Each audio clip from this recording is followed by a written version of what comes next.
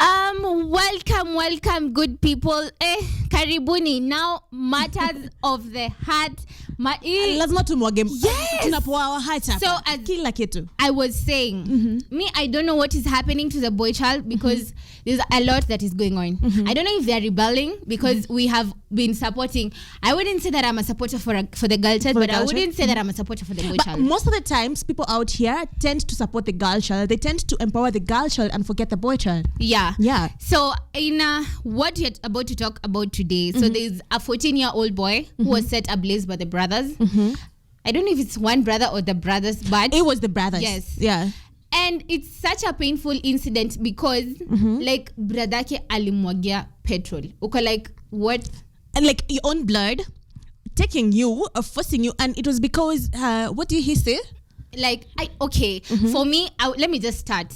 Hi, Rosemary. Hello. Hi. How are you, Hi, Rosemary? how are you? You good? I'm fine. Yes, I am.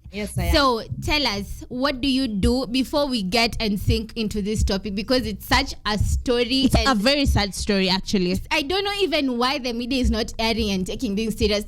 I think if it was the girl child, it would have been taken in a very extra serious. Everyone would have been retweeting. Way. Yeah. So please tell us what you do before we get into the story. Okay, I hope I'm audible. My name is Kinuthia. I'm the founder and director of African Boychild Network. African Boychild Network is a non-governmental organization and profit that spearheads sustainable transformation of the boy. So in all matters, education, youth in conflict with the law, there is advocacy, there is education, there is entrepreneurship, all that together. So that's what we spearhead. That is what our aim is, to just make sure the life of the boy child matters in this society, because it seems it doesn't matter. Okay, so Rosemary, can you hear me? Okay. Yes, I can hear you. Have you heard the story about the 14-year-old boy from Mandera who, after witnessing a phone robbery, the brothers tortured him to death? Yes, I have. Yeah, so what's your comment on it? I think from where I stand, I think this is just one among many stories that we've had on boys killing each other or boys being killed. Yeah. And I'm not also surprised when one of you mentioned that if it was a girl child in this matter, we will not be resting. It will be all over social media and we'd have people. This just tells something about this society. And when I talk about this society, I mean the modern society that has stopped worrying so much when a boy child loses his life. And this is not just one story. There was another story sometime in, I think, this year, where some two brothers killed their brother for insulting their mom. There was also another story of two brothers who were killed by 6 policemen in Embu. And it is a story after another, after another, after another. The sad situation is that it is a story like any other. Even this one will pass, and another boy will commit or will be killed tomorrow or the day after. It has become normal. And when a boy child loses his life, it is not, the society seems like the pain is not as much as the pain we would have when a girl child loses their life. It is very unfortunate because we feel it's the issue of the boy child, but it affects the entire society. The parents of that young man are in pain right now. Mandela residents are in pain right now. But is there any person who is willing to come out and fight this thing that seems to be normal every other day when it comes to the boy child? I think the society is yet to realize that it's not the pain of the boy child, it's the pain of this society. So, Rosemary, would you say that the boy child is rebelling because we are not taking seriously what is happening to them? Because most of the, like in the future, we've only be supporting the girl child. So would you say the boy child is rebelling at the moment? One, we already have a problem of mental health in this country. And there was also a report to that effect. And just like what I've said, all those cases that have been piling up, there is no much conclusive or arrests that have been made to ascertain that somebody has paid for what they did. So what is happening is that murder has become a normal thing. If I was just going every day, I go through statistics on matter of violence in terms of family violence. It can be gender-based violence, it can be whatever it is.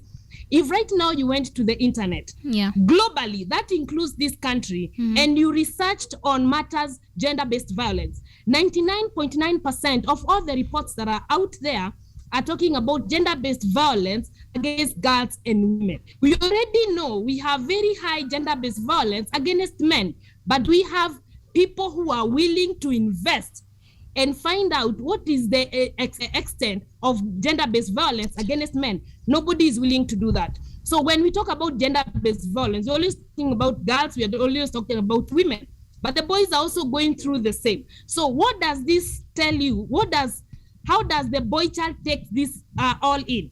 Nobody cares, regardless of what they do. If you look at the current story that we are talking about, the boys actually killed the brother because they were afraid that the boy child, that the brother might actually talk to their parents about the stolen phone. So a 20-year-old boy and a 17-year-old boy, those are, you can call them the adults, because I'm sure 18 years, I mean, the 20-year-old is an adult right now because he's above 18. But that tells you the mental capacity of our boys today. That today, a 20-year-old boy will not even sit to reason what are the repercussions of my action. They just think, react, and later on they realize what they've done. This is a sign that the modern boy child, between the ages of even 15 or 12, all the way to 28, 30, they do no longer have the capacity to engage their brains before they do anything. And that is a disaster that is awaiting this time. Okay, so Rosemary, what would you advise, or what would you say, you as an advocate for the boy child, what are the measures that you have input for such cases to not happen, or for those that have already encountered the cases, how do you help them? What I would advocate is this: the society, first things first, when you keep hearing the society tends to lean on one side, there is something that the boy child has lost. One, he has lost his own self-worth. He has lost optimism for life. So when you deal with someone who has lost his self-worth and optimism, it therefore means he loses the capacity to think what is right.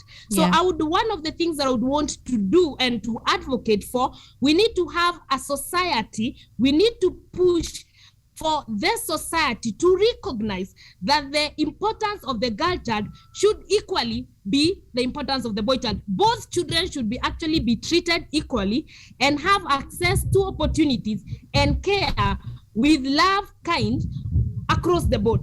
That way, if the boy child feels the society starts appreciating who I am and that there's nothing wrong with being a boy in this country, then they are able to open up, they're able to restore their own self-worth, and they're able to actually have the ability to open up and talk about what they are going through. That would be the first thing.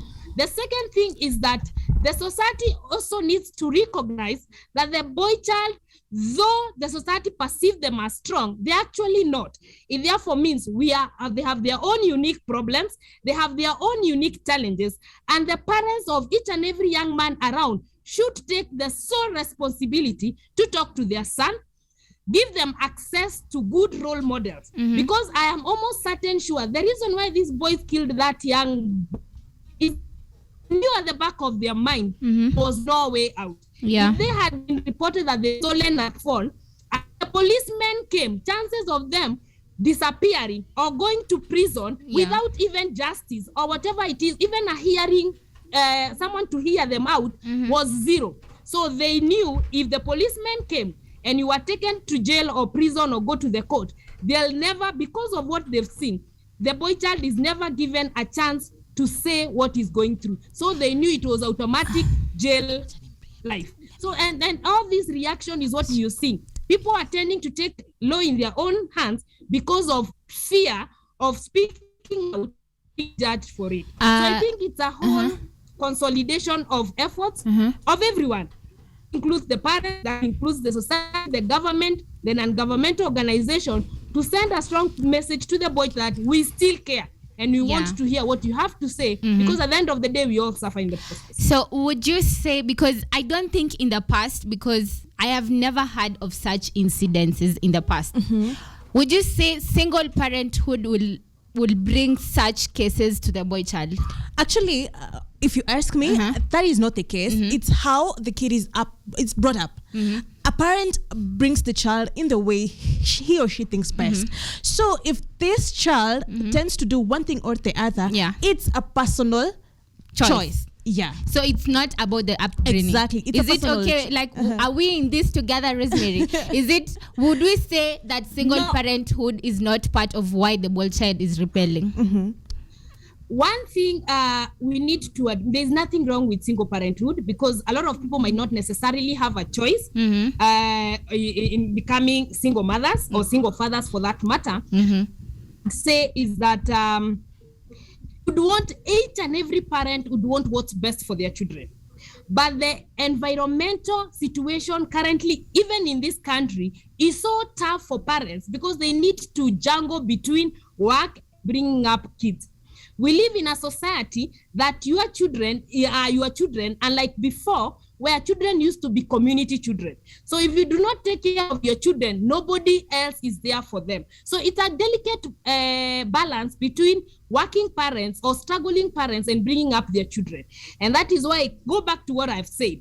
If the entire society needs to come together, if I'm not able to bring my son because of all the challenges that I might be going through, maybe as a single parent, then the next door neighbor should take the responsibility of making sure the boys around that particular estate are well taken care of and are well thought of. So it's a responsibility of everyone, because at the end of the day, we've had parents who've taken care of their children the best way they know how, and they end up in prison. You cannot really blame the parents. But I also think the society, the environment is contributing so much. The social media, it's contributing so much to what our boys have become. Because we've left the social media to take care of our sons and to parent our children, unfortunately. Yeah. Okay, so Rosemary, what are the challenges as a woman that you undergo while supporting the boy child? Name 2 or 3 as we wind up. One is that we come from an African culture. An African culture that has refused to accept that the modern boy child is not the boy child that was there decades and decades ago.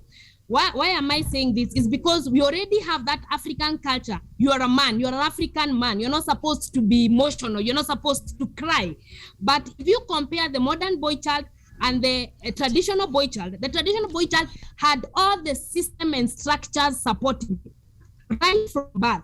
The modern boy child does not have any of that. So he's become a very delicate boy. So trying to advocate for what's right for the boy child in this society with a lot of Western influence has been the biggest challenge we've had, because people are still stuck on the African man, the boy child, the patriarchal society that we keep pulling every time somebody talks about the boy child. So there's a lot of resistance, and yet we are all suffering because of what the boy child is going through.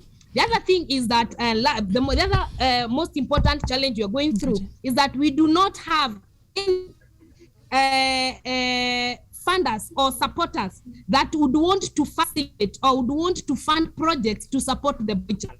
And I've just told you, 99.9%, 99.9% of all the research on issues of violence is always on girls and women. We have gender-based violence against men, even in Kiambu, too many of them, but nobody is willing. And you cannot put across a point or even look for funding if you do not have data. But who is willing to invest in getting that? Okay, sure. So, Rosemary, what are the social media platforms that we can find you so that we can continue the conversation there? Okay, our website is www.africanboychildnetwork.org. We are also very strong on Facebook, africanboychildnetwork.com. African Boy Child Network, that's our Facebook page. We have Twitter, African Boy Child, and Instagram still. Thank you so much, Rosemary. It was a glad and a pleasure to have you. Yeah, it has been such a nice talk, actually. Yeah, especially if a woman is so passionate about the Boychild. Say what to smamia to Boychild bana. Yes, yes. Actually, really there's this what she said. She's told us that we are given, all of us are given opportunities. Yeah. So it is you to go for the opportunity, like the way you want it. A girl and a boy, we are all equal. Yeah. Actually, I can do better than a boy. But at the same time, the a boy can do better. Can also do better than me. Rosemary aruke kwa hiyo screen akuja. Okay, so as we wind up, So we'll be taking a very short break. Tafadhali, don't go too far. See you on the other side. Toodles. bye.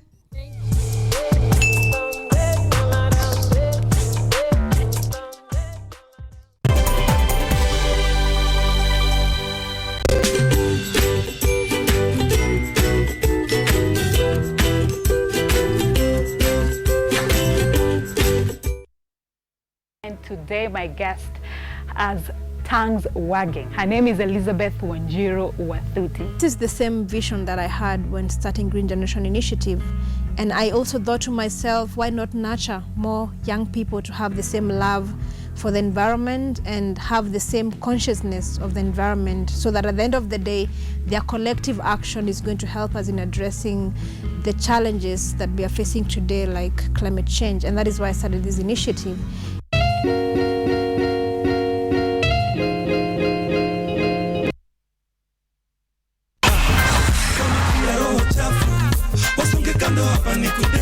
What's up, people? How are you doing? My name is Katali Kenya, and I will be bringing you the full packed entertainment show in the 254. Talk about trending topics on the industry 411. When these people were doing the things they've been accused of, was I there? We're bringing you the biggest, upcoming, and sizzling artists in East Africa coming through. So then I got a call from Shafiweru. And he asked me, wewe, unataka kufanya radio ama ni nini? Nikiwa solo artist, I nilikuwa careful.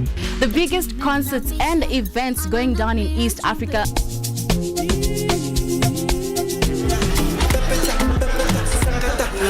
As well as articulating youth issues that matter. There's a lot of stress and strain that is associated with early parenthood. This is the full pack entertainment show that you cannot afford to miss every Monday from 8 p.m. This is the Scrunch Show, and see you there.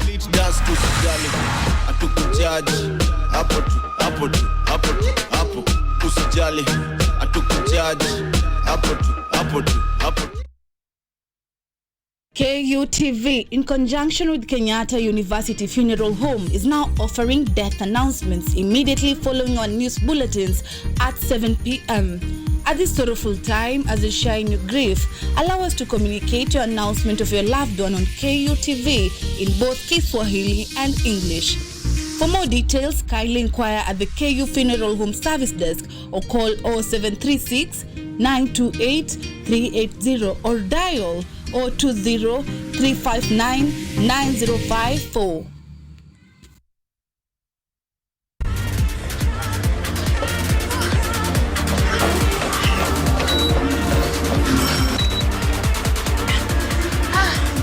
Did you gain some weight during that quarantine period?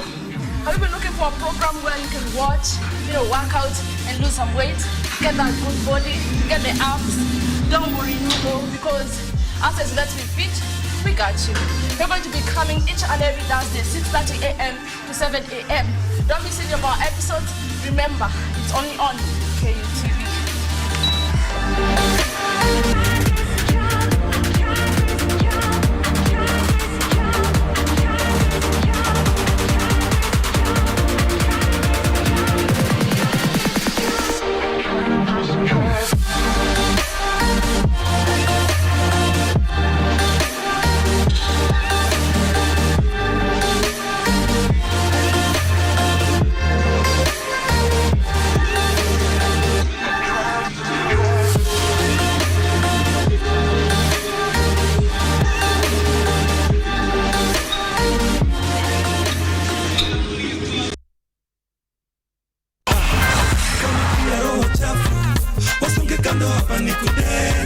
up, people? How are you doing? My name is Katali Kenya, and I will be bringing you the full packed entertainment show in the 254.